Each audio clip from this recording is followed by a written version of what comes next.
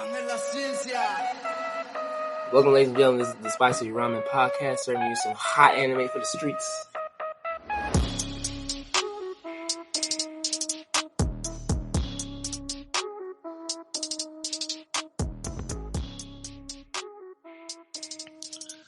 Welcome, ladies and gentlemen. This is the Spicy Ramen Podcast. This is JP St. Louis, and we got our boy Shaq with us. What up, everybody? Justin is unfortunately not going to be able to make it because he's doing homework and trying to get that good old education. Yep, he is the 1 out of 3 who is still working on his bachelor's right now, but it's okay. We want to make sure that all of us, don't make it seem like I'm saying this is a bad thing. I'm just saying that like he's right now currently working on his bachelor's because we want to make sure that all blurs are educated. You know what I'm saying? Because the good saying is that the most dangerous black man is a educated black man. Yep, go ahead, put the Hotep hat on. Oh yes, because the system, my brothers and sisters, is trying to make sure that you are de-educated so they can give you the facts that they create into your minds to make fiction into fact. Dr. Umar Johnson. Stop. Let's talk about this PlayStation. Look at the words. Play. The system is trying to play you. No, I'm playing. Notice how with the PS5, it's white on the outside, but black on the inside. What does that symbolize, my brother? The white man. The black soul on the inside. White man trying to contain us. But low key, you can look at it like that. I mean, really, you could. You're going to ruin your own life with that stuff, though. I'm still getting the PlayStation. Yep.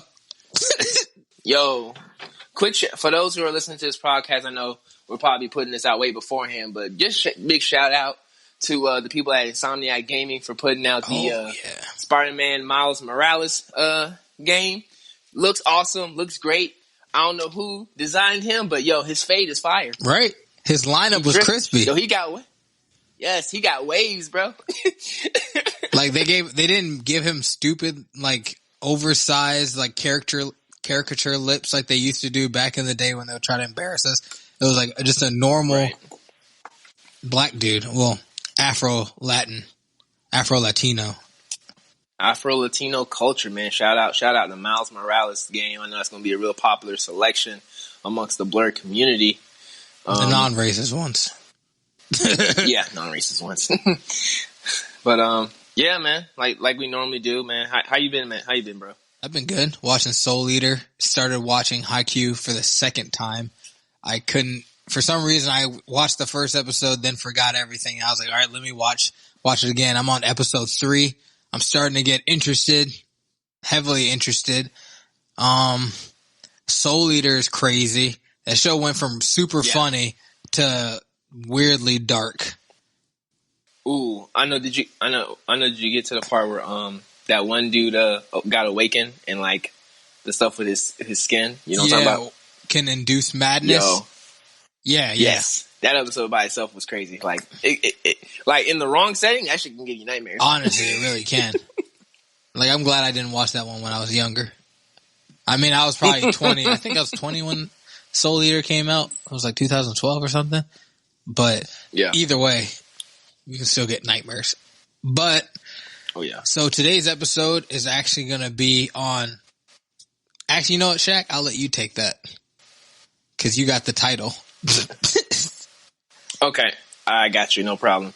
So today, ladies and gentlemen, we're going to be kind of keeping up with the times of what's going on around us in today's society. We're just going to be touching up on anime hatred. Now, what we mean by that is talking about those certain subjects that they hit on in anime, where like you have a specific group of characters or a specific character who is either hating something or someone, or a particular group of people or someone within an anime series being hated on for any particular reasons.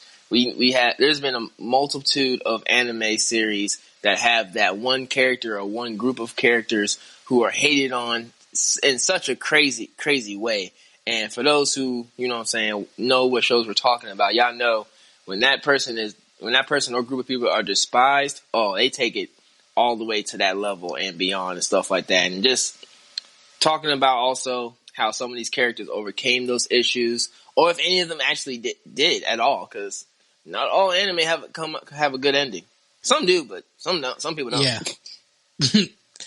But so I'll go and start it off with our first group of people or characters that had that were accused of hating or had a lot of hate in them. We talking about the relationships. My first relationship that I'm going to go over is Tobirama and the Uchihas. Yeah, I knew this one was coming. Yeah, because we mentioned it. We mentioned this before in a previous episode, and it's a very hot topic. About him in particular. It is, and really, it could be going to saying Tobirama and members of Konoha versus the Uchihas, and yeah, you really can. So, long story short, I'm not going to go through the whole history of everything, but we all know Konoha had the Uchihas, and due to something horrific, if you guys don't know by now, I know I'm accused of spoiling a lot of stuff. There was an accident that resulted in their numbers going down.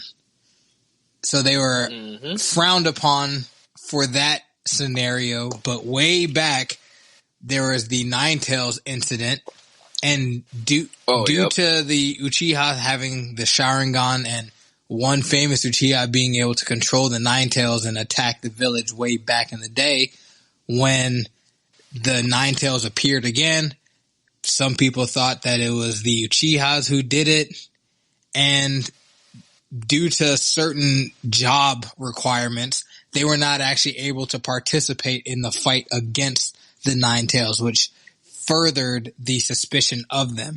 In addition to a previous Uchiha leader who controlled the Ninetales and attacked the village. So there was a lot of hate between the Uchihas and the uppers, which is like Tobirama, who had battled. Tobirama's a Senju, and back in the day, the Senjus and the Uchihas, they would battle it out quite frequently because they were the two strongest families. And as we know, they are the reincarnated versions of the Ashura and what's the Ashura and Ashura and Indra. Yeah. So Indra's went on to, he had the Sharingan and stuff. So that's the Uchihas. No. You're. I'm about to say, yeah, my bad. Had to remember. Oh yeah. Well, Justin can cut that part out. All right. Yeah. So two of his sons, both of them went on to find their own things. The villages the families that are closest to the reincarnated versions of Asura and Indra is the Senjus and the Uchihas. They were the two strongest families, so during the warring states, the warring periods, they were usually hired to fight the other one just because only those two clans could battle it out. They eventually created a pact to form Konoha, which was between the first Hokage and Madara Uchiha. But with all that, some people weren't too fond of it, and there was a little bit of mistrust going on, which is Tobirama's thing. How he comes into play is that he was not fond of Madara. He never trusted Madara, and he knew that the clan had a tendency to get selfish when their powers developed more, and they felt some type of sorrow. They weren't evil people, but they were misguided people a lot of the time. So I know. So if I remember correctly, a side note about when the Hidden Leaf was first founded by the Uchihas and the Senju clan. Hashirama Senju, which is the first Hokage, he originally wanted Madara to be the Hokage, and then he just worked beside him, and then eventually be the second. But Madara didn't want the leadership position. Cause I think he still, even though like he did it for the sake of his clan, I think it was something more like a sense of pride on his behalf that he still wanted to like square up with Hashirama, and then it got to a point where like he was planning to like strike on the Senju again for like conflict or whatever. But like the remainder of the Uchiha was like, yo, we just have peace. We tired of this fighting shit now. Mm-hmm. And they left him by himself to have that whole final battle between him and well, quote unquote final battle between him and Hirashiyama at the Final Valley, which is like a famous Naruto landmark, which I think they actually have in Universal Studios of Japan, which I want to go see one day. That'd be pretty dope. And you know what, guys? Yeah. I'm gonna let you guys know this. With the nature of this episode, there's gonna be spoilers. Just for the fact that this is a topic that it would be hard to skate around because you would have to understand some of the history. So for any of these shows, if you have not watched them yet, this is a big spoiler warning. And we'll make sure to put it in the episode and all that. Yeah. But, yeah. So with everything that Shaq just said, it was all pretty cool. You know, there was a fight, but people were still chilling. It was when the first Hokage passed, and then his brother became the Hokage, where things started getting a little hairy. You can almost compare it to when Abraham Lincoln died and with the Civil War and all that stuff. Andrew Johnson came in next. Not that Toby Rama is like Andrew Johnson, but there were fears. If you know history, you would understand things were like a little mixed up. I'm not going to go and explain exactly how Naruto and all that is like the Civil War, but you get the picture. Right. Toby Rama gave them certain jobs, moved them outside to a different area, to the outskirts, because the Uchiha were very clan-like. So I do think that he was doing it to be nice. And then he gave them the Konoha Police Department because he felt that if they protected the village, they would actually feel a little bit more connected to it and would lose some of their clan-like thinking and think more of the village. But I personally don't think that Toby Rama Senju was racist. What do you think, Shaq? So I'm back and forth. Like I can see for both sides that he is or isn't racist, but at the same time, it's like, you know what I'm saying, you're supposed to be in the era of peace, and then you got to think about it too. Once the Hidden Leaf Village was established, you know what I'm saying, between the Uchiha and the Senju, they openly invited other clans to be a part of the village. And essentially, that's how ninja villages started, with just a collaboration of all different ninja clans coming together to make one village. Mm-hmm. I know once the Hidden Leaf did that, all the other villages around in different countries did that as well. So it's like, you know what I'm saying, with all the other clans, you know what I'm saying, the Akamichi, Nara, Hyuga, you know what I'm saying, Aburame clans, like, they've mentioned that, like, you know what I'm saying, all the clans are spread out within the village, stuff like that, but, like, unlike the Uchiha, all the other clans don't have particular districts or areas to themselves. Like, they're just spread out among the village, you know what I'm saying? And to me, that just makes it seem like, okay, instead of just letting the Uchihas live wherever they want in the village, they have to live in this particular section of the village, and then they get their police force. Now, I'm for the police department, like the police department thing, as far as like them being like the in village voice of justice, as far as like internal affairs within the village and stuff like that. You know what I'm saying? But I believe the whole separation with having their own little district was that little thing of segregation amongst them. You know what I'm saying? Because it's like, I want y'all to be in this one area to where I know y'all are going to be at. And if something was to pop off near that area, you might have done it. Yeah. Which, my bad, go. No. Because then, like, at the same time, like, who's to say that, you know what I'm saying? Like, he could have had Anbu Black Ops monitoring the that district every day. You know what I'm saying? Because they also had you know what's his name had Anbu Roots, which is like the secret cell of Anbu, who does a whole bunch of Black Ops stuff within and outside of the village. So you know what I'm saying? Like, who's to say that? I think they met. What's the guy's name? Donzo. I think Donzo might have mentioned that, like, he's always monitored that area. You know what I'm saying, for him. Oh no, was he alive during that Well, time? Never mind. Danzo Sorry. was alive. I just realized that the monitoring started with the third Hokage. Because you remember, he wasn't for it. It was Danzo who persuaded the elders, the elder council people, whatever, to start monitoring him, because Kakashi was a part of it, and so was Itachi. And that's why he felt conflicted, because he was a double, like I said, this is a spoiler. He was a double agent, and he was spying on his own people for his village. Yeah. But so I wanted to do a refresher to make sure I remembered exactly. So it is said that, one, Tobirama isolated the Uchiha clan from the village because, one, he didn't trust them.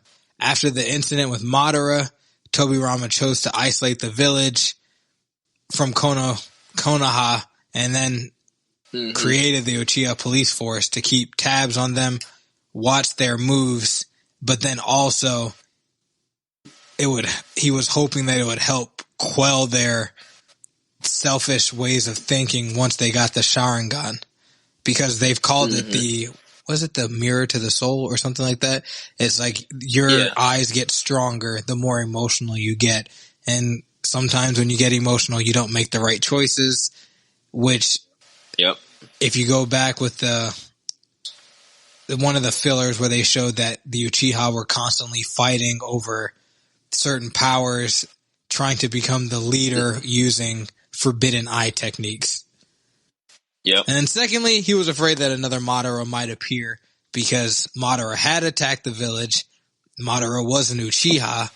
The Senjus and the Uchiha, a lot of Uchihas didn't actually want to become a part of the village. You would almost look at them as Confederates, in a sense.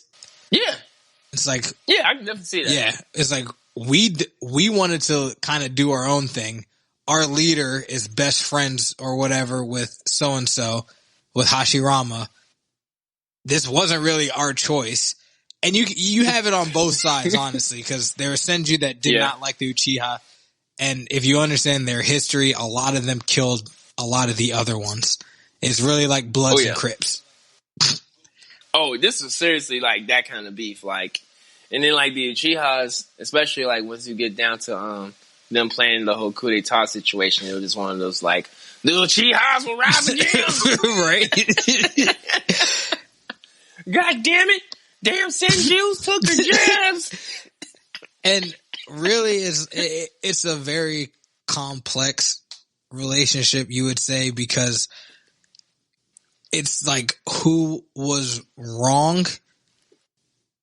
In a sense, it's like they were both mercenary groups doing their thing because they were hired by the feudal lords to fight their battles or whatever. And then, so it's like, yeah, there's going to be a lot of blood on the other one's hands, but people did want peace, but some people couldn't get past. It's like, Uchiha's killed my brother. It's like stuff like that. Oh yeah, like, yo, that Uchiha killed my brother. Word! Let's pull up on him. Yeah. So it is a hard one to go through. I'm never going to say which one is right because it's not real. And there was no true moral. I would say that Tobirama, I don't think and this is where it sounds like those people who's like, I'm not racist, I have black friends. It's like, he did say that he loved his one Uchiha student that was a part of his group, and he trusted him heavily. But he also mentioned he was about the village and all those things.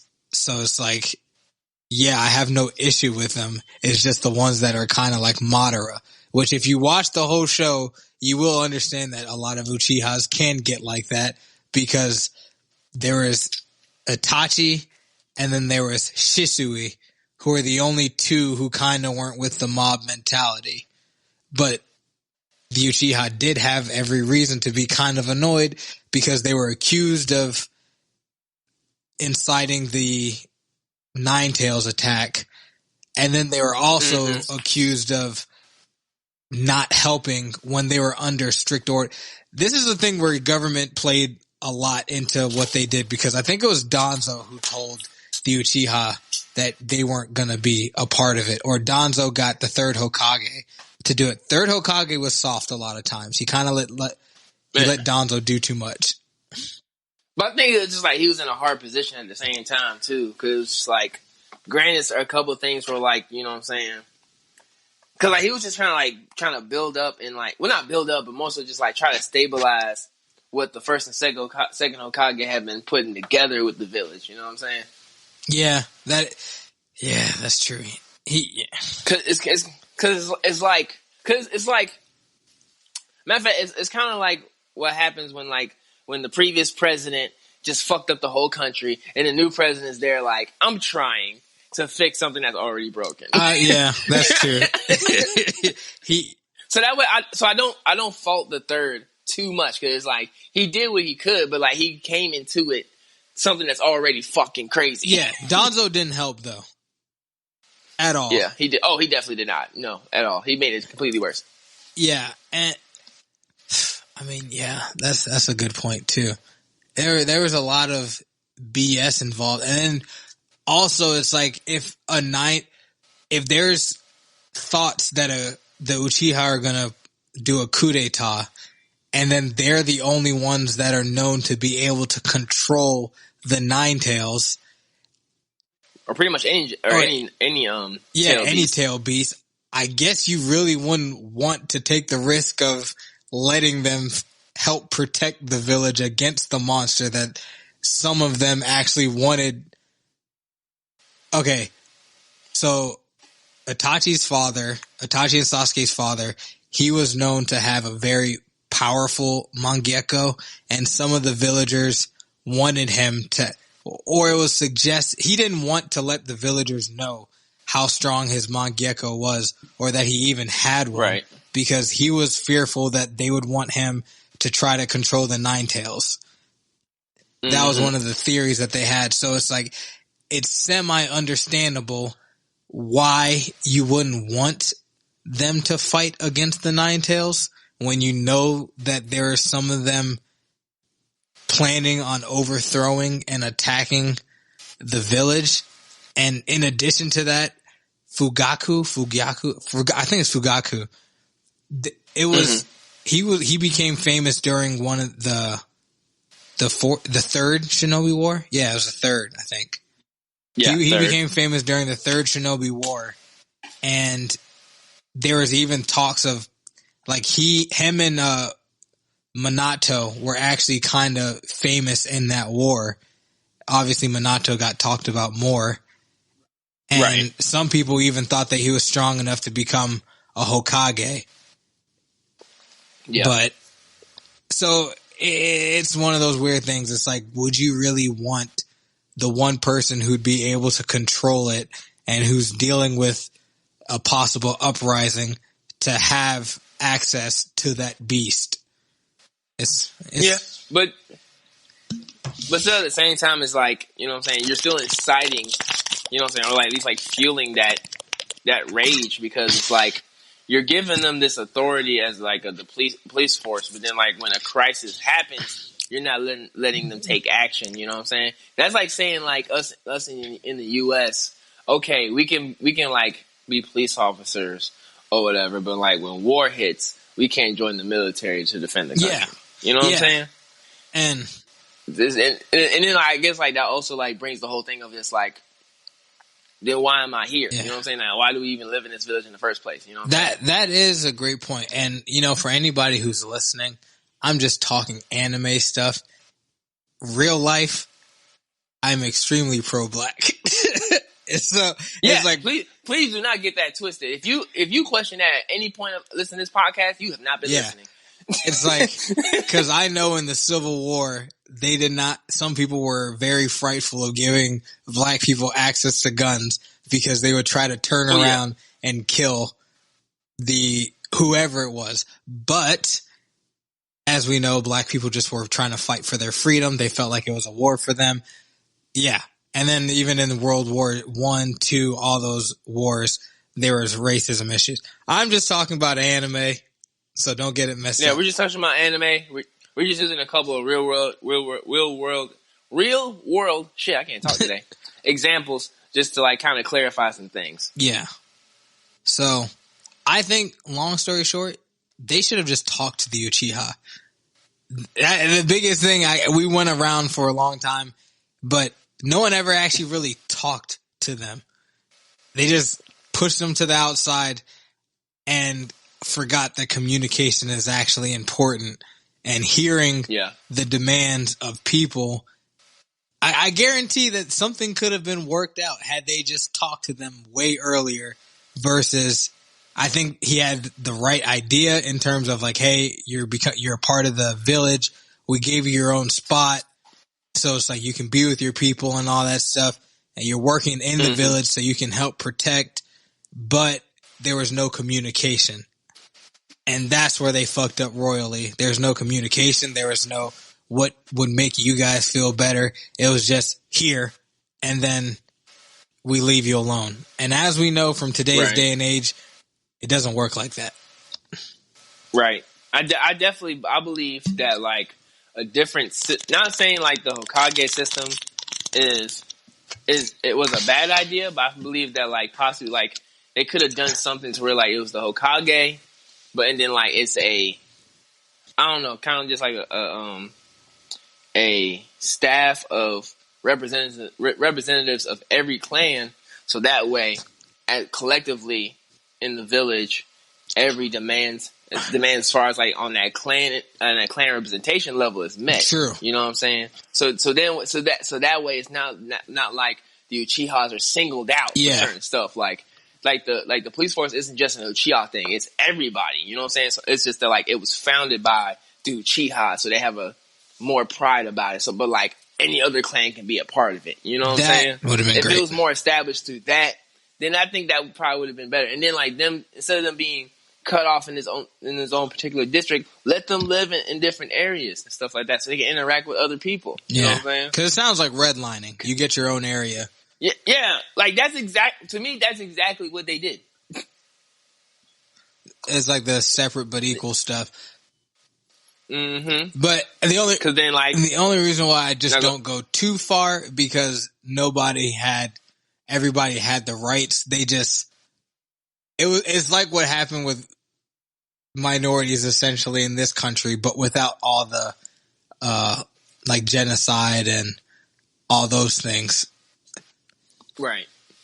But also I do think that the Hokage should have never been a Senju or an Uchiha, or you have almost like a two president situation where you have the Senju and an Uchiha that have to work together.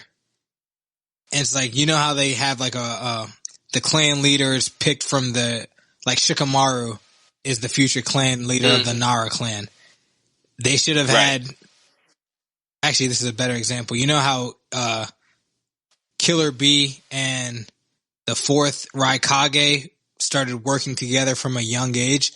I think they should have done that with Uchihas and Senjus. It's like, these two are going to be the next ones. You guys are now working together from the day you're able to fight until you're adults, and you guys are both the Hokages of this nation. And then take in the representatives from each clan. Because then if there was an Uchiha who had just as much power as a Senju and they had been working together, that could actually have helped the issues that they faced. Right. And talking to them, obviously. Oh yeah, most definitely. Damn. And then you think about it, we really think about it, the black people had their shit together. You know what I'm saying? Because if you look back on the Akatsuki, there's no member of the Akatsuki that's from the Hidden Cloud Village. Because the Cloud Village be chilling. Right. Because the land of black people are peaceful. I just want to put that out there. You are right. The Hidden Cloud Village had no Akatsuki members. And they were the Black Clan. None at all. The Black Clan was chilling. They're like, what? Boy, get out of here. Raikkonen gonna beat my ass. Listen, as soon as they introduced the Hidden Cloud Village in Shippuden and showing that it was majority black people, I switched up so quick.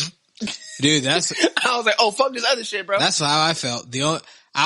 If anything, I'd want to be a Hidden Cloud ninja that became a representative in in Konoha or something like that. It's like, the only reason why I like Konoha was because Konoha was known as one of the strongest villages. But other than that, Hidden Cloud was the shit. First of all, they were up in fucking mountains. Oh, yeah. And they all had lightning. Lightning is, well, not they all, that was typically their element. It's the land of lightning. So I would, their clan was definitely dope.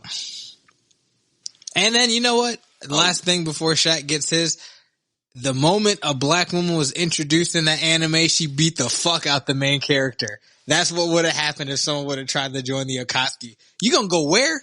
With who? Sit your ass down and go back to the village. Come here with all this nonsense, wasting my damn time. But alright, Shaq, what's yours? What's your relationship of hatred? Ooh, so I think I know we talked about it before we jumped into this, but the real big one for me was Full Metal Alchemist with the Ishvalan people. I would say Ishval versus the country of Amestris, pretty much. And for those who are not familiar with Full Metal Alchemist Brotherhood, now, well, I think it's covered in both Full Metal Alchemist, but I think it's in more detail.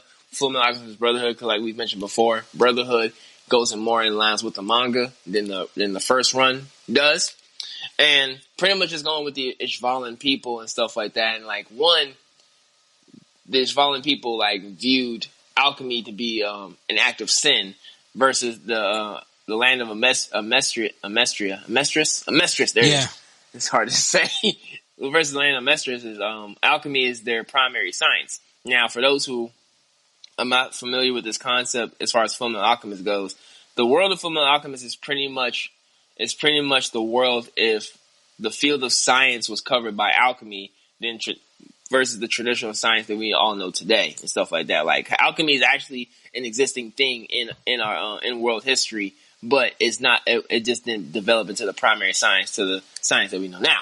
So, a little knowledge right there. But dropping the Q bomb.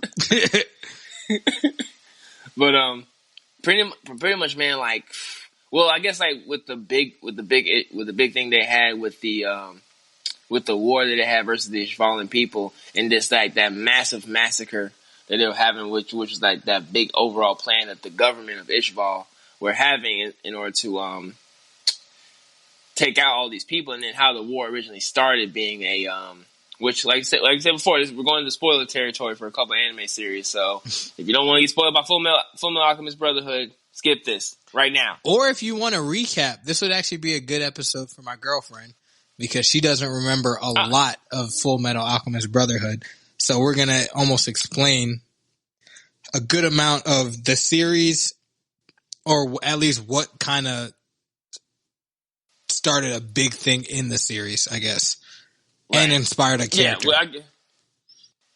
Yeah, most definitely.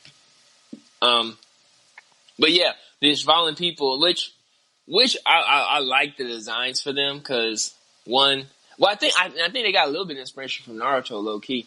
But like the Ishvalan people are pretty much like Native Americans and African people mixed together because like they are dark skinned, but like their hair is white. And then their eyes are red, which is dope to me, low key.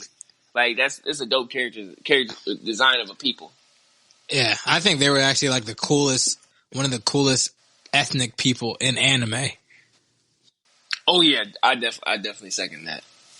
And one of the main characters that they introduce into the story that represents the Ishvalan people is a character named Scar. Well, his nickname is Scar. His real name is something else that I really cannot remember right now. But his nickname was Scar throughout the show, and pretty much like his goal was because of what the country of Amestris did to his people, and that like it was through alchemy, and it was because of alchemy why this whole conflict was going on.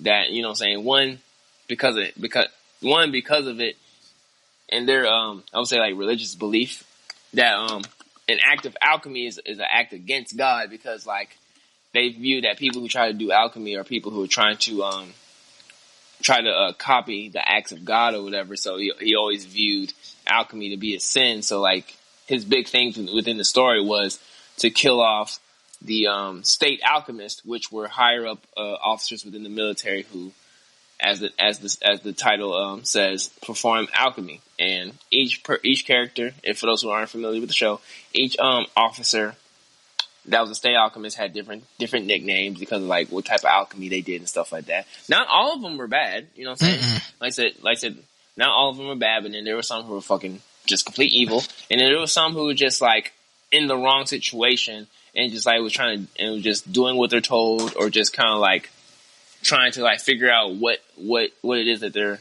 trying to do, kind of stuff. So it did leave a little bit of that mystery with it and stuff like that, and it also like talked about the corruption within the military and everything as well. And then like just seeing like these group of people, because when outside people saw an Ishvalan, you know what I'm saying, they automatically assumed that this was a hateful and angry person just because of the war that was between Amestris and the Ishvalan people on their homeland and stuff like that. So like when a different Ishvalan character was in the story in somewhat form of fashion, I guess like the background characters or background people and stuff like that involved would like be in complete shock, because like one, after the war they kind of went kind of like isolation / hiding, so it was like rare to see an Ishvalan walking around and stuff like that, or just like being in plain sight and all that good stuff. And then like especially like with everything going on with Scar, and then like, you know, the rumor saying like, oh, it's this Ishvalan that's going around killing military people, and it's like, so within the country, anybody who saw an Ishvalan like automatically thought that might be Scar. You know what I'm saying?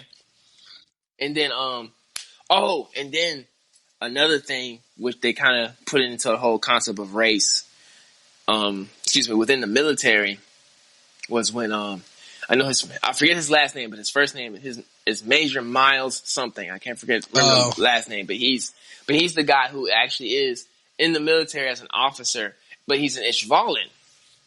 You know what I'm saying? And then like he was one of those big question mark guys where it was just like an Ishvalan in the Amestrian military, and it's like he talks about, you know what I'm saying, like how he had to endure, you know what I'm saying, a lot of prejudice against him because he was he was a Ishvalan trying to join the military, but then like he had his own personal reasons of why he was in the military and stuff like that, doing the stuff he does, which he ends up, you know what I'm saying, winning the trust of a lot of high ranking people and stuff like that. And like, you know what I'm saying, he actually put in work, man, you know what I'm saying? And it was just, and like, I think like it was like one or two scenes where he was like, just like, don't get me wrong, I'm doing all this cool stuff, but remember, I am an Ishvalan and I will fuck you up. Yeah. I forgot about him, honestly, because he's one of those characters where you would, like, some people would be like, how dare you? But in his mind, he's like, I'm also doing the work from the inside, or like trying to see. It's like, I didn't forget. And I think that can be, I mean, that can be brought in with like today's day and age with like a black person who's in the police force, and even in the military, and they're trying to do the right thing and trying to get to a place to where they can start changing it from the inside as well. But other people might be like, I don't, like, that's not how I see this, like, this world changing. So I'm not really agreeing with it, which I think you need both. It's like, for any type of change to happen, you need to have people fighting it on all ends. They just can't lose themselves and lose what they're fighting for, which happens. Right. Because like even now, especially like around the time this recording is going on, like I know you've probably seen recently in the news about the new chief of the U.S. Well, I forget the actual title, but the dude who's actually like fully in charge of the U.S. Air Force is an African American guy, and you know what I'm saying, the military's been around for so long. We just now getting a guy who's not white that's in charge of the Air Force, and you know, and even in the Army, we still don't have that yet. I didn't even know that. You know what I'm saying? Yeah, like I should have had his name ready, but yeah, we recently just got somebody who's in charge of the Air Force now, and he's an African American man, and it's just like, you know, so the military's been around for like so long. Like even now, the Army's over 240 years old. I think 245 to be exact, and you know what I'm saying, we still don't have this like at least like another one of a different nationality in charge of the Army. And that is wild. That itself kind of, well, I can't say that just because of Shaq is in the military, so I don't ever want to say anything that he can't comment on due to his job. So I'll leave that alone. No, I mean it's fine. I mean, you know what I'm saying? Yeah, I mean there's certain things I can't really touch on too much, but you know what I'm saying? Yeah. I still can voice certain stuff based off of my own experiences or my own knowledge. Yeah. With my time in. Which all I was going to say was that in a country that has so many different races and ethnicities and all that stuff, it's kind of wild that it's in 2020, there's still not as much diversity in big positions of power. Almost right. It's kind of messed up because when you think of, and I know I'm like this, when I think of like a CEO, my first thought of is old white guy. It's never really a black guy and all those things. And when you think of those positions of power, we have typically seen in TV, movies, real life, that it is a white guy. Yeah. And for those listening, understand that we here on the podcast are not targeting anybody in specific. We're just stating based off our own observations of what have been presented to us. So we're not targeting anybody. So if you're listening to this and you feel bad or you feel like you're being targeted, you shouldn't. Yeah. Because if you've never done nothing bad, you shouldn't feel bad. Yeah. It's personal observations and also some historical facts thrown in there every once in a while too. But, and not even historical observations, present day observations as well. And then some historical facts. Not attacking anybody, just saying what it is. And that's all. But yeah, because we're gonna get that one person who's listening just be so fucking sensitive about it, just like, I can't believe you guys, oh my god. It's like, because we said what's happening, okay. It's like we didn't even add in a personal bias to it. We just said there's a lot of people in the country in positions of power often held by. It's like, if you want to go look at the Fortune 500 and all that stuff, it's like, go ahead. Right. But like, come on, bro. I think it is interesting to mention with the whole Ishvalan war is that it was actually orchestrated, and you can almost, not that that's exactly what's happening today, but there was, without spoiling too much of the story, there was a soldier who did something to an Ishvalan, which resulted in riots and then eventually the war. But the soldier wasn't exactly who you thought it was. A soldier. And that, it was a reason to start it, which, yeah. Yeah, and I guess, like, for those who have seen Full Metal Alchemist and Full Metal Alchemist Brother and understand, like, how the whole conflict between Ishval and Mestrian military started, you know what I'm saying, you can kind of tie that in. So, like you were saying before, tying it now that, like, it's that third-party manipulator that, like, incites and ignites this whole fire of conflict, if you will, for lack of better terms.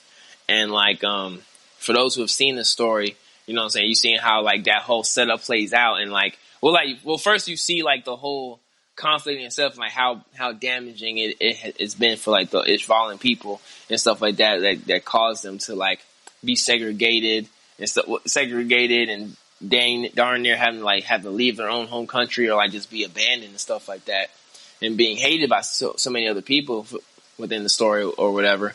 And then like seeing like how their hatred for the Mesrian military and stuff like that, and in reverse, the military not liking the Ishvalans or whatever, and then like seeing that third party element play that role that ignites both sides. So it's just like, dude, y'all played y'all. Well, I wasn't saying like y'all played yourselves, but like it was just like there's no point to this. Like there was no reason for this beef. There's no reason for this for this conflict to have started in the first place, because it was somebody else that was pulling the strings that wanted you to be this way. You know what I'm saying? I can fall into stuff that's going on now to where like it's may or may not be that third party that's pulling the strings to incite this stuff that's going on now. I'm not a conspiracy people at all. Understand that first and foremost. I'm not a big conspiracy person at all. And I really don't like talking to conspiracy people. Not saying that what they say may or may not be right, but some of the shit is outrageous. Yep. It's like you just kind of went real far, and it's like, you know what? You could be right, maybe, but it's going to be a long time before it's ever even proven. And you're kind of stressing yourself out about something that it's like, let's fix down here first. You're at the top of the mountain. We still at the bottom. Right. Like you're saying your ABCs. We're over here figuring out 1, 2, 3. Like, chill the fuck out. But it's also, it goes where like you talked about earlier with there's some on the side of Amestria that were actually good people, but they were just there and didn't want to be. And then there were some that were just downright evil.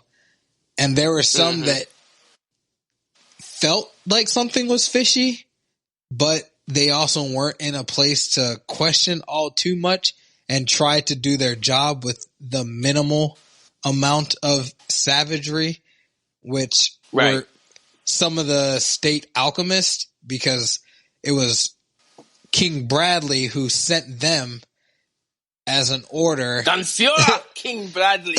In order, the fact that what'd you say? I'm sorry, but like the fact that like I was cool with it being a king thing, but when I found out like the title was Führer, oh yeah, however the hell you say that German word, but it was like Führer King Bradley, I was like, oh, that's extra as fuck. Yeah, and it's kind of fucked up. It's like, of course, it's them, like in a joking way.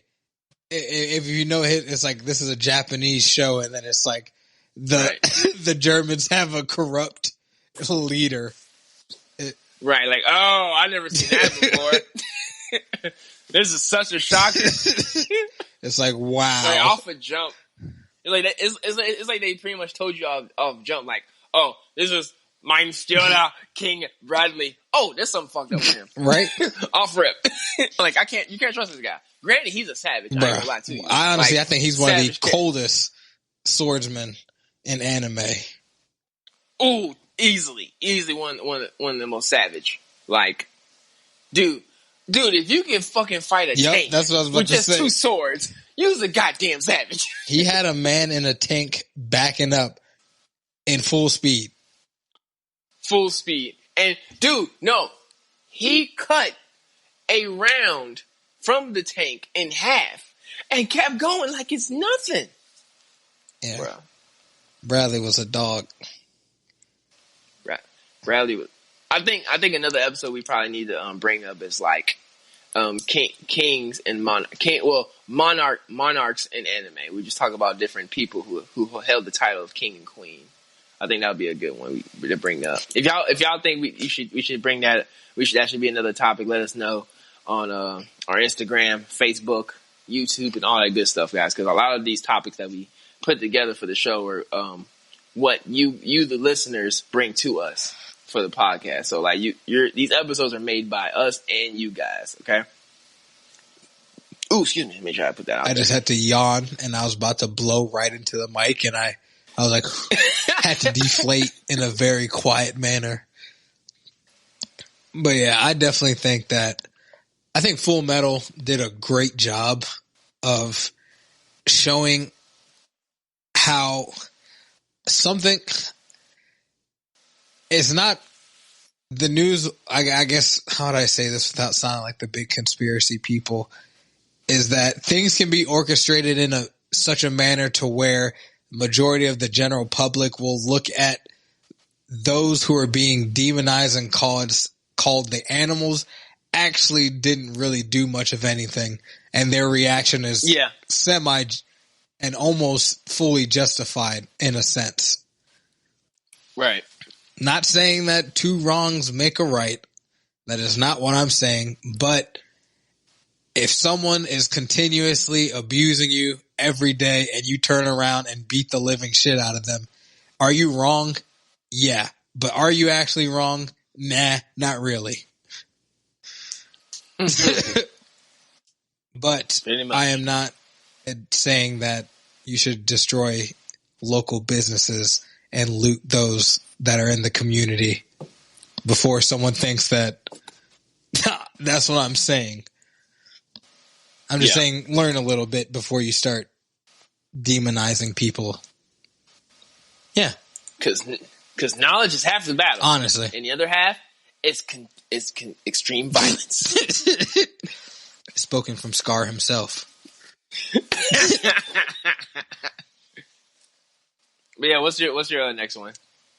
All right. So this one is actually kind of an interesting one because it's not two humans facing each other. It's humans versus humanoid-like animals. And this is Hunter x Hunter, and this is the humans and essentially the Hunter Association versus the Chimera Ants. Oh yeah. Ooh. First off, that story arc in itself was just like edge of your seat type material, man. Like that story alone just like had me like on the edge of my seat, like almost per episode. Yeah, I think that it was I think they could have shortened some of it up in the anime, but regardless, they still had you on edge because you kind of really didn't know what was going to happen. It was like, oh, damn. Like, you kind of was like, humanity is done. They're done. They're not getting out of this one. And for those listening who may or may not be confused, this particular story arc of the anime Hunter x Hunter that we're speaking of is pretty much essentially a storyline of this particular insect called the Chimera ant in the Dark Continent, or from the Dark Continent.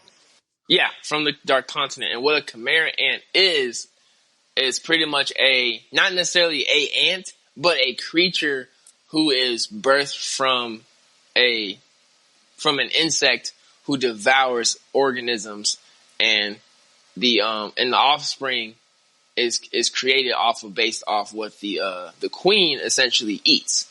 So essentially, when they first introduced the actual ant that creates Chimera ants, the queen per se, the different types of organisms that she eats, and then when she reproduces, another Chimera ant is based off of what she ate. So if the Chimera ant eats a shark, a bear, and a tiger, what comes out is something that's mixed with all three of those things.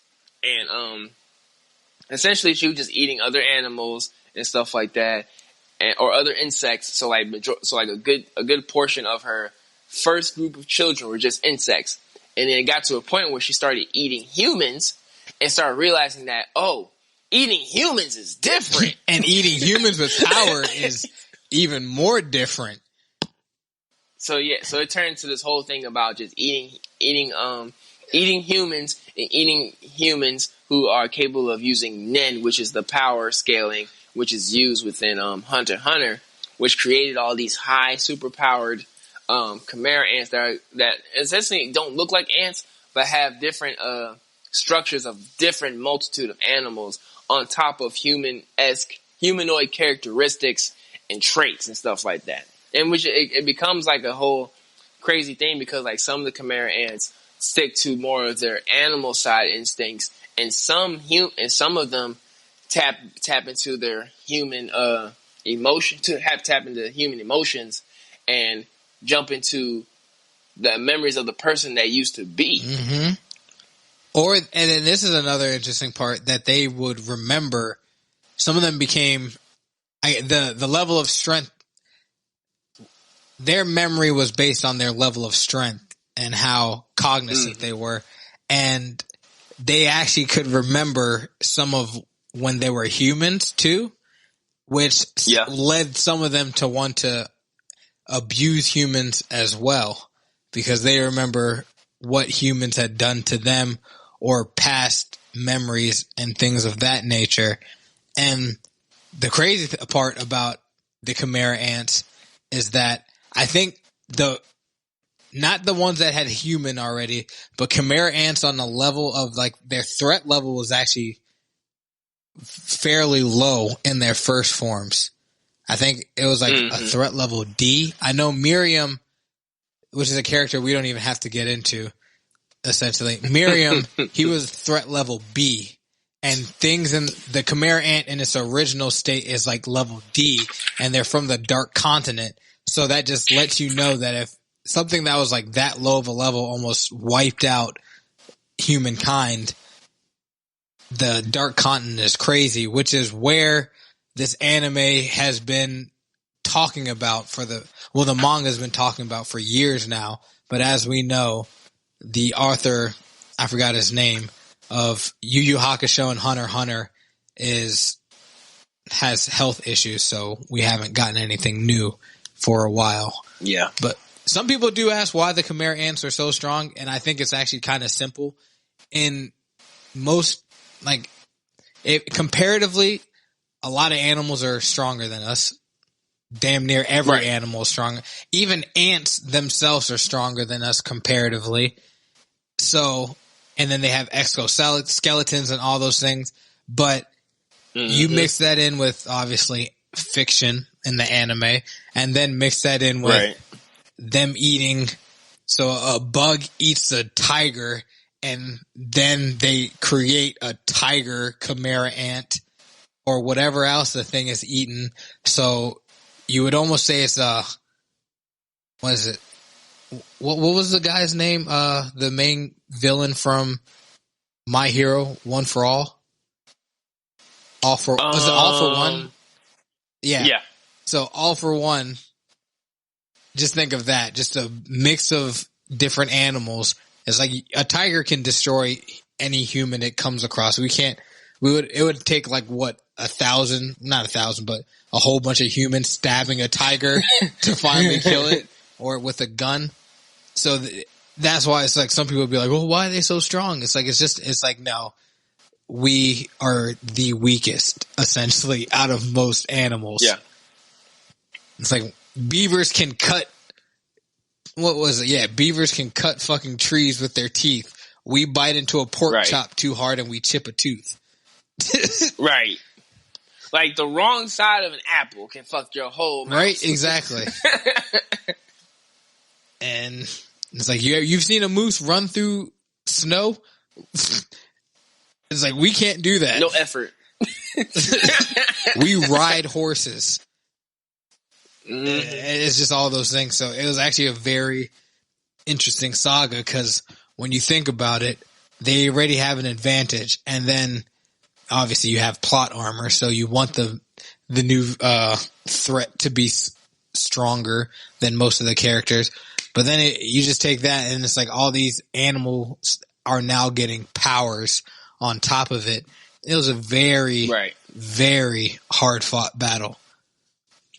Yeah, and the real big thing was like how the chimera ants introduced themselves into the world. I guess like the more violent ones, that introduced themselves into the world or like introduced themselves to the public made it difficult for the other Khmer ants who just wanted to live their lives to like survive and like go out into the world and stuff like that. Because like once the Khmer ant king was doing his thing and stuff like that, and like the rest of the hunter association was aware about these Khmer ants, you know what I'm saying? Like everyone who ran into one were just like, oh, this motherfucker's trying to kill me. But then there was some who like generally just was trying to like, yo, the queen's gone, the king's crazy. I just want to live my life somewhere and not be bothered. You know what I'm saying? And it's like having to deal with that problem of like how the race of their people is introduced as violent, destructive creatures. And like the ones that aren't get like a hard time to just live, which kind of like, you know, plays back into like, I wouldn't say play back into now, but just plays back to that whole idea of like, it takes that one bad apple to spoil the tree. You know what I'm saying? Yeah. And like I said before, like it just gave, cause I think it was like one or two characters that like saw a Khmer and was just like, oh, it's on site. And they're like, yo, chill. I don't even want to fight you. Yeah. Which is very true. And it's like that with, I mean, when you think about it, we see a bug in our house, we kill it. Not that I'm comparing a bug with no cognizance of what's going on in our life, but it's that same type. We see it, we see threat. They see us, they see threat. And it's also some of the Khmer ants, they saw humans as lowly creatures that were meant to be controlled. The same way we saw animals as lowly creatures that were meant to be controlled and used. Oh yeah. I believe like the Khmer ant king and his royal guard considered humans as cattle. Yeah, they did. And it's just that interesting balance when you go, because when you think about it, and that was one of the discussions that they had in the anime, was both the humans and Khmer ants were literally just trying to survive. Right. That is essentially what they wanted. Yeah, some of them were doing horrible things, but in terms of evolution, it was really just the biggest battle of evolution, like natural selection in a sense, where the strongest survives. And they got to it on a physical level and also on a mental level, because they're like, well, why is your life more important than ours? It's like, why don't you just bow down to the strongest and you can live your lives? And it's like, well, no, we're smarter and stronger than you. Why do we have to listen to you? You're the one who's supposed to bow down to us. Well, it's like, no, we're humans though. It's like, what makes you any different than us? We're still creatures and we now have thoughts and emotions just like you. I have things I want to protect. And it's just like that battle. It's like, well, I mean, neither of them are wrong. Yeah. Well, wanting to have human slaves and eat them is wrong. Oh yeah. Well, yeah, pretty much. Yeah. Cause like cause like I guess like the episode where the Khmer ant king walks to the castle. Oh yeah. And fucking just wreck shop. He was a brat. But when you think about it, I just thought, like, I remember I was reading something. I don't remember how old the Khmer ant king was in terms of, like, he wasn't that old. I don't think this arc was even a year. So. Right. Nah, he was like a couple months old, technically. So essentially, he was a big baby with a lot of power. And babies only know one thing. They just want what they want. That it's hard to tell them anything, but they even showed over time he was able to start getting smarter and think of other things. And they even got into that with the story. You can even say similar to Cell. Cell was just created for one thing, but he was like 2 weeks old? Well, technically, because technically for Cell, because they also mentioned they mentioned it as a joke, but it's actually a fact in Dragon Ball Z Abridged on YouTube that technically he's like 6 years old. Okay, he was 6. Okay, is Dragon Ball Z Abridged canon stuff? No, so Dragon Ball Z Abridged was pretty much they retell the story of Dragon Ball, but just like mention a whole bunch of other shit, but just like 10 times funnier. Okay. They just mention it's like pretty much retelling of Dragon Ball, but like in more of adult content. It's like a quick history lesson. Kind of, sort of. Okay, I feel you. But I highly recommend it. Like it's funny as shit. Cause like they mention it in the scene where it's like he says something that's kind of like really ridiculous, and they're like, "Cell, what the fuck?" Cause he was fighting Gohan. I hate to be off topic, but I'm gonna mention it real quick. But it's like he's mentioning something about Gohan, and they're like, "Cell, what the fuck? He's only 12." And he looks back and he's like, "I'm 6." And they're like, "Wait, what?" I feel like I might have seen that on like Twitter. Yeah, I do remember now, cause like it was Gohan was mentioning about like when he gets angry, he gets powerful. He gets more powerful and destructive and wants to kill people, and like that's the side of him he doesn't want to do. And Cell's like, "Oh, well, at first you had my curiosity. Now you have my erection." And they're like, "Yo, what the fuck? He's only 12." And he looks back, "I'm 6." And like, "Oh, wow." Hey, you know, it's funny. Cause technically from the, yeah. No, go ahead. We talked about Naruto and Dragon Ball Z found its way into this episode once again. God damn it. I didn't start it this time. Nope, you didn't, but still found its way into the episode. True.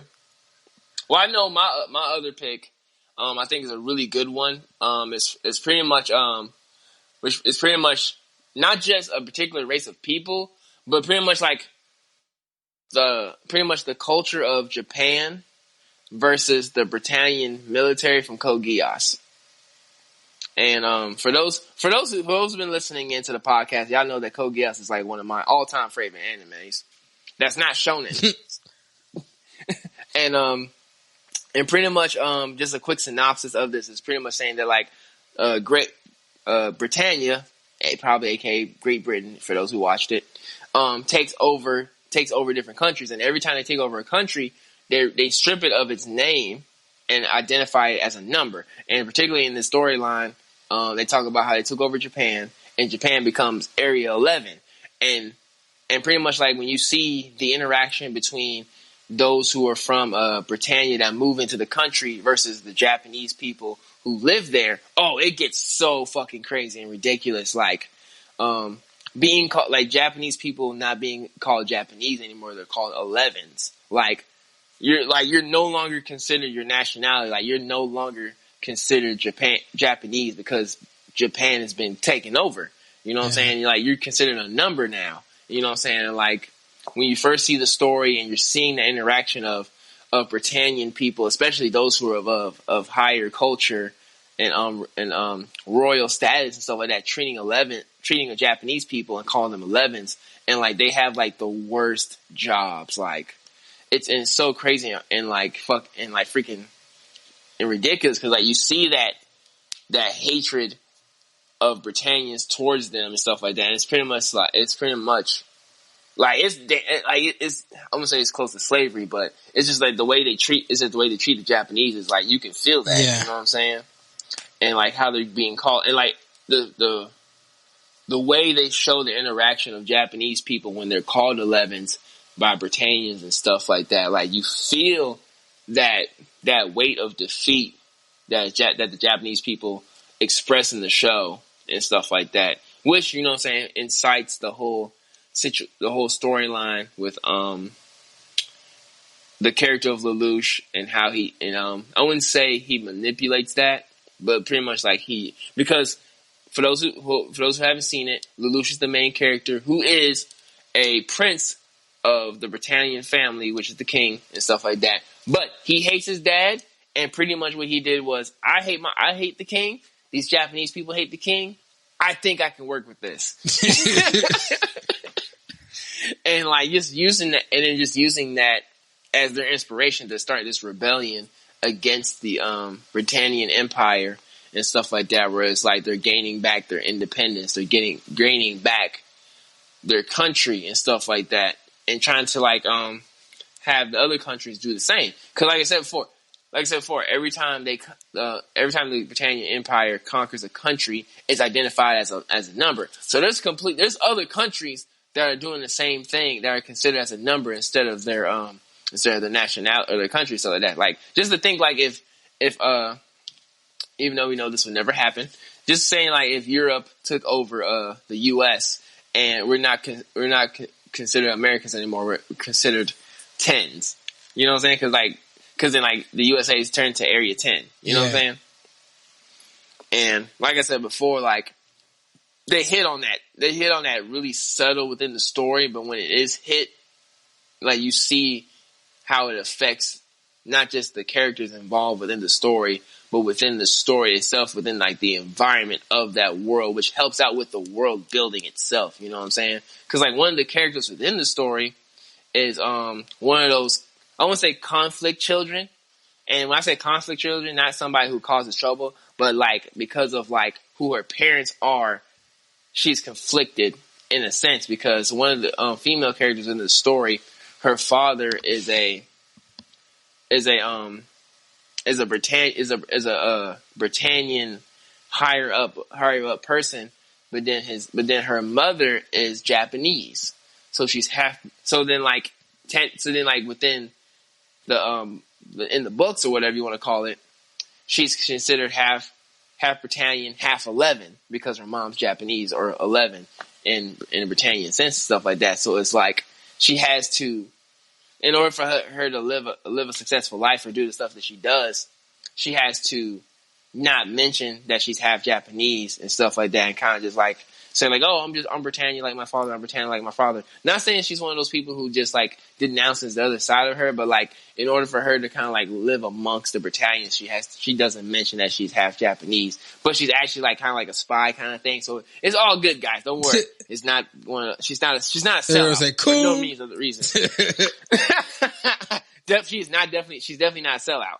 But like you see that kind of conflict because it's like her dad's like I said before, her dad's a Britannian, and then like her stepmom, which is a Britannian woman and stuff like that, who kind of like treats her a little bit differently because she's half 11, because like she knows that like her mom is Japanese and stuff like that. And then the crazy thing about it is too, like one of the maids is her mom. You know what I'm saying? Like her mom works at their house as a maid, and like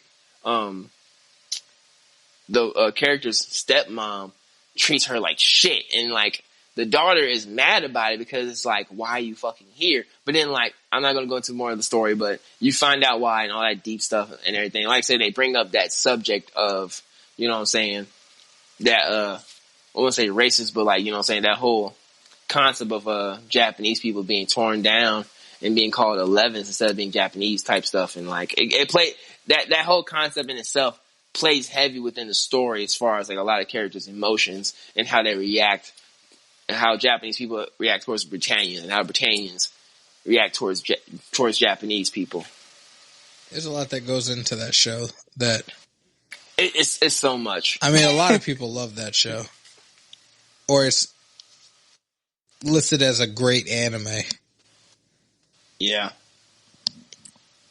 Like I said, it definitely is one of my top favorites. Like that's one I can watch repeatedly with no issues. That I started it. I think I'm only on episode 5 or 6. I gotta rewatch it, honestly. I think because I was watching it while I was at work and would be distracted. Oops, if anyone's listening, but nobody knows where I work. So I'm just kidding. I'm not watching it at work. But anyway, I would have to rewatch a lot of it because I realize it's one of those shows that you can't watch and not pay attention. There's some anime you can figure out what's going on without, but Code Geass is not one of them. I also Attack on Titan is not a show that you can watch and not pay attention. You have to watch it. Definitely. You have to pay attention to that. But yeah, well, Justin, this is us just talking, so this is off record. I sent a message in the chat. I was like, we're sitting at an hour and 14 minutes. Yeah, you want to go ahead? Yeah. Yeah, that's fine. Guys, we kind of like started off pretty heavy. Yeah, we did. We like I know I went like 20 minutes into mine, and then each one we went pretty good with. But back on record for the podcast, I'll do the ending, and I'll do an honorable mentions. Maybe we can talk about it next time, and then you can do yours if you have any, and then I'll end it. Okay. All right, back on record, and 3, 2, 1. And everybody, this was the end of our anime hatred list. I will say that I had these honorable mentions that we won't be going over, but maybe they'll make their way into an episode later on. The one I wanted to bring up were the homunculus versus the Amestrians. Well, versus the humans, not even the Amestrians. This was a part of Full Metal Alchemist Brotherhood. We had the Fishmen versus everybody, every human in the One Piece world. We had which we all know Justin would have loved to talk about if he was here, but too bad, so sad. We are the host of the show, Justin. You are the co-host. All right. And then we have the villages, which is the Konoha and I forgot the Sand Village versus Gaara and Naruto. And then we also have the Hidden Cloud Village versus Killer Bee. And then we also have the Demi-Humans versus everybody in Rise of Shield Heroes. Oh yeah, that definitely. I know we also mentioned that Rising of the Shield Hero. I think between all three of us, Rising of the Shield Hero is like one of our favorites. Yeah, it definitely was. Definitely the conflict between them, between the Demi-Humans and, well, I guess like pretty much how the Demi-Humans are treated within that world is like ridiculously crazy. But I'm gonna leave that alone. But what were yours, Justin? I almost said Justin. But what were yours, Shaq, for honorable mentions? Ow, hurtful. Right? We were just talking shit about it, so that Well, I know. Like one was definitely the Demi-Humans versus humans in Rising of the Shield Hero. That definitely was one for me because I know, like I said before, they really emphasized how people just hate Demi-Humans and stuff like that, and a lot of the bullshit they had to go through. And then another one I think is a classic one because yes, I am going to bring it up because we do it every episode, but also is a Frieza and the Saiyan race for the Dragon Ball, specifically the Dragon Ball Z series because they really don't touch on Super, or they don't bring it up at all in Dragon Ball. So pretty much in Dragon Ball Z series, Frieza versus the Saiyan race because from the jump he calls them monkeys, and I know we've mentioned this on social media. If you go back on the episode where Goku fights Frieza, which is still on record the longest fight in anime history, there's a particular line that Goku says to Frieza because, like I said before, Frieza is known to call Saiyans monkeys and all that good stuff. You know what I'm saying? Derogatory term for Saiyans because like a part of their transformation was turning into a great ape under the full moon and stuff like that. But there's a speech, well, not like a long speech, but like there's a certain thing that Goku says in response to that, and so that I think is one relevant to us today with everything that's going on. I can't remember it verbatim, but it's pretty much saying that like it's sad that like your only weapon is to use this term to describe who I am. It shows not only that you're ignorant, but that you're scared to face me in any other way. Yep. And like that right there, that right there is my prime example of why anime is not for kids. Because I did not catch this as a child. I didn't catch that as a child. I actually remember it. I remember that, and I just forgot about it. You know those things where it's like, you hear it as a kid, you're like, damn. It's like you feel it, but not in the sense, like we didn't understand racism in its entirety. We're just like, yo, he's an asshole. Right. But it's crazy, which it sounds like I'm saying I remembered it. I'm just saying that I'm going off what Shaq said. I remember that part. It didn't hit me the same way it hit me just now. yes, like certain phrases. Like well, let me backtrack. Certain lines that touch on these topics subtly within anime.